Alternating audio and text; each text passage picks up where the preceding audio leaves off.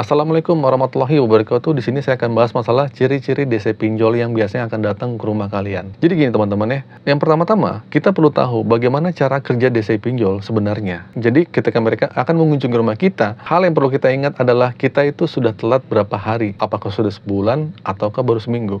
Bahkan lebih dari sebulan kan? Rata-rata kebanyakan orang yang ditangin oleh DC itu biasanya lebih dari telat 1 bulan. Mungkin sebelumnya ada yang lebih dari 3 bulan, bahkan 90 hari.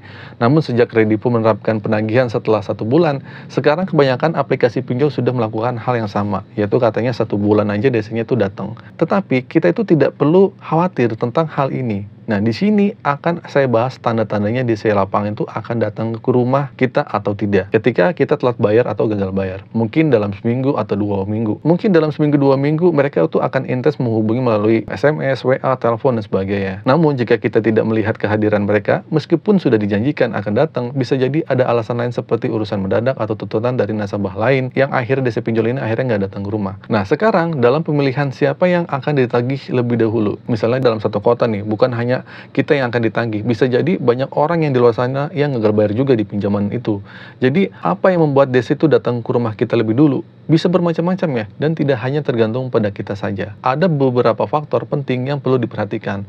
Yang pertama-tama, salah satunya adalah mungkin nominal hutang yang kalian miliki. Saya yakin bahwa nominal ini memainkan peran besar dan sangat penting dalam menentukan apakah kita akan ditagih atau tidak. Jika nominal hutang kita hanya sekitar 100, 200 gitu, kemungkinan kecil ya, akan didatengin sama DC lapangan. Namun ada faktor yang kedua, apakah DC pinjol ini ada atau tidak. Jika di daerah kita hanya ada 1 atau 2 DC, maka kemungkinan untuk didatengin akan memakan waktu lebih lama dibanding di daerah-daerah lain yang memiliki banyak DC, terutama di kota-kota besar. Oke, jadi gitu ya. Nah, selanjutnya, penting juga untuk melihat seberapa responsif dan kooperatif kita sebagai peminjam. Biasanya DC akan menilai dari objek yang akan ditagih dan tanggapan dari peminjamnya. Jika kita merespon dengan baik, kooperatif, kemungkinan besar tuh kalian akan dianggap sebagai prioritas untuk ditagih. Jadi sebaiknya orang-orang yang terus-terusan merespon dengan takut saat ditagih itu akan menjadi target utama DC lapangan.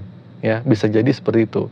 Dan tanda-tanda lain adalah jika DC intens dalam penagihan, namun tiba-tiba hilang nih, sepi gitu, sehari 2 hari nggak ada yang nagih. Ketika penagihan menjadi sepi secara tiba-tiba, nah itu bisa menjadi pertanda bahwa kita mungkin tidak menjadi prioritas lagi dalam penagihan. Ya, makanya kalian cuek aja, nggak usah respon kalau ada DC yang menagih-nagih kalian, kalau nggak ada uang. Jadi intinya, tidak perlu khawatir, biasanya itu hanya gertakan saja ya, udah kalau DC-nya itu mau datang lah jam segini-segini, itu hanya omong-omongan doang. Yang nagih itu orang-orang DC yang ada di kantor, Dexcall. Karena pada dasarnya, DC yang datang itu tidak pernah berkomunikasi langsung sama kalian. Yang komunikasi yang nagih-nagih kalian itu hanya orang-orang Dexcall, DC-DC yang ada yang di kantor. Sedangkan DC lapangan tidak pernah berkomunikasi sama kalian langsung, kecuali dimana akhirnya DC itu bisa ketemu langsung pada kalian, dan mungkin itulah dimana kalian bisa berkomunikasi langsung sama DC lapangannya. Jadi DC lapangan itu seperti setan ya, jadi tiba-tiba ada aja nongol dan dia tanpa ngasih tahu kapan waktunya datang dan kapan waktunya untuk mau datang ke kalian, tanpa harus bilang-bilang kepada kalian. Nah, itulah beberapa hal yang membuat teman-teman bakal lebih cepat didatangin DC pinjol, dan ciri-cirinya seperti itu ya kalau kalian ditangin. Tapi balik lagi, DC pinjol itu nggak bisa diprediksi kapan datang, karena itu di luar jangkauan kita.